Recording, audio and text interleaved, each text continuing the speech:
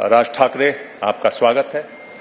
हम देख रहे हैं पीछे लिखा हुआ है सरकार राज, राज की सरकार है, राज कहाँ है, सरकार कहाँ है। कैसे आप देखते हैं इन उम्मीदों को जो लोगों ने आपसे बांध रखी हैं?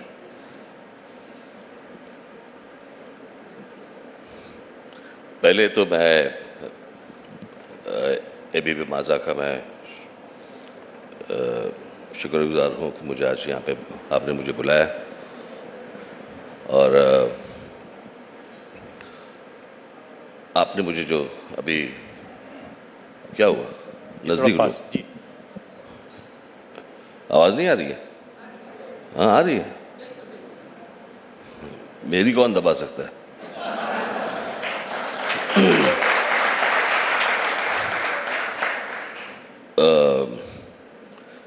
कि मेरी रैली में भीड़ होती है और वोट कहाँ जाते हैं। क्या है, आप जैसे इतने सालों से पत्रकारिता में जो लोग हैं उनको कुछ चीजें मालूम होनी चाहिए कि यही बातें अटल जी के बारे में भी बातें किया करते थे लोग, बाला साहब के बारे में भी बातें किया करते थे लोग कि इनकी रैलीज में भीड़ होती है लेकिन वोट कहाँ जाते हैं। इन सारी चीजों के लिए एक समय आना होता है, एक समय जाता है। जो सीधी तरह से राजनीति करते हैं उनको समय लगता है, जो आड़ी टेढ़ी राजनीति करते हैं उनको कुछ पद मिल जाते हैं लेकिन वो ज्यादातर आगे चल के कुछ नहीं होता उनका। मैं सीधी तरह से राजनीति कर रहा हूं। अभी राजनीति आप बोलेंगे कि सीधी तरह से कैसे होती है, वो हो सकती है लेकिन ठीक है, समय जाएगा। लेकिन अभी पकड़ लीजिए 1952 में जनसंघ की स्थापना हुई और पूरा बहुमत 2014 में आया। उसके पहले अटल जी की सरकार आई थी लेकिन वो भी बहुत सारी पार्टियों के साथ थी। तो अभी 52 से लेकर 2014 तक अगर उनके लोग रुक सकते हैं, काम कर सकते हैं, पार्टी को आगे बढ़ाने की कोशिश कर सकते हैं। जैसे 66 में शिवसेना का जन्म हुआ था और एक्चुअल में जब सत्ता आई थी वो 95 में आई थी, तो इतना समय तो लगता ही है उन कुछ चीज़ों के लिए।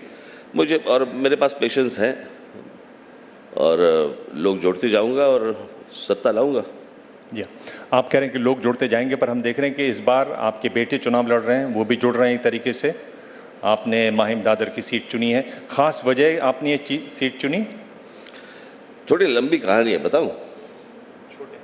छोटे में बता नहीं सकता। बेटा भी बड़ा हो गया तो कहानी छोटी कैसी रहेगी? बताइए।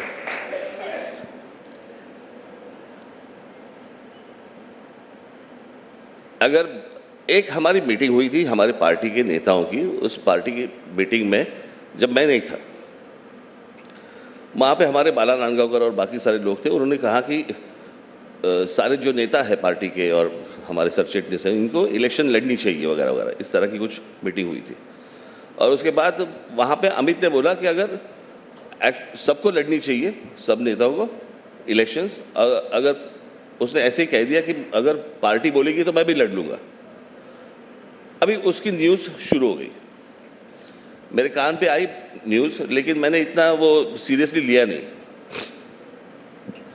फिर मेरी एक मीटिंग हो रही थी, वहां से सामने से मुझे कुछ लोगों ने बोला कि अमित को भांडुप से खड़े कर दे। मतलब भांडुप? तब मुझे थोड़ा सा सीरियसनेस लगा। फिर मैंने रात को उसको मैंने सामने बिठाया। मैं बोला, ये जो चर्चा चालू है वो तू सीरियस है? इलेक्शन लड़नी है? बोले इलेक्शन लड़नी है नहीं लड़नी बात अलग है, अगर आपको लगता है लड़नी है तो मैं लड़ लूंगा, नहीं लड़नी है तो नहीं लड़ूंगा, उसमें कोई। लेकिन मुझे लगता है कि पार्टी के सारे लोगों को इलेक्शन लड़नी चाहिए। फिर वो न्यूज बढ़ती गई और करते करते मुझे ऐसे लगा कि फिर कुछ लोगों ने मुझे कहा कि भांडुप से बेटर है माहिम दादर। हमारे जो नितिन सरदेसाई हैं उनको तो मैंने पहले 1 साल पहले बोल दिया था कि काम पे लग जाओ। अभी मुझे समझ में नहीं आया कि अभी उनको मैंने बोला है काम पे लग जाओ, वहां पे इसको खड़ा करना है, मैं उनके साथ में क्या बात करूं? क्योंकि हमारे सिर्फ राजनीतिक संबंध नहीं है, हमारे पारिवारिक भी संबंध है। फिर करते करते करते करते वो सब लोगों ने मिलकर एक तय कर लिया कि अमित को खड़ा करना है और वहां से ये बात शुरू हो गई।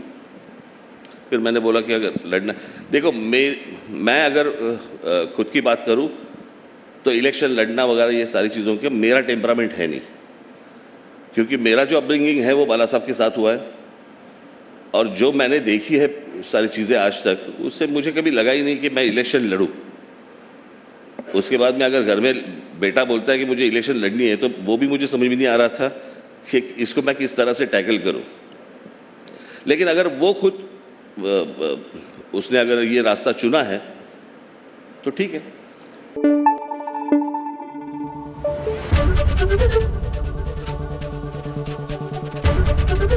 एबीपी न्यूज आपको रखे आगे।